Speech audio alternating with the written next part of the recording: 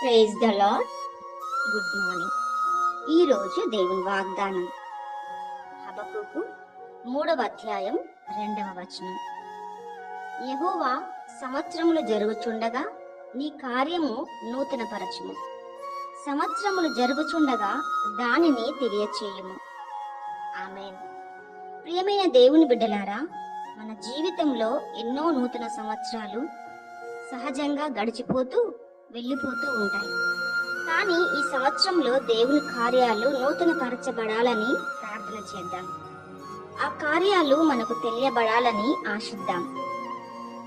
ఆయన కార్యాలు అనగా ఆత్మ కార్యాలు, ఆయన పరిశుద్ధాత్మ, ఆయన అభిషేకము, ఆయన దర్శనము, ఆయన పిలుపు, ఆయన నడిపింపు సమస్తము నూతన పరచబడి అవి అన్ని కూడా మనకు తెలియజేయబడును గాక.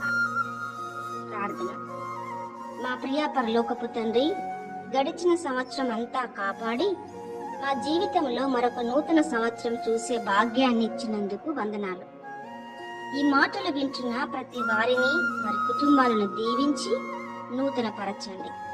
యేసు నామములో అడుగుచున్నాము తండ్రి. ఆమేన్. ఆమేన్.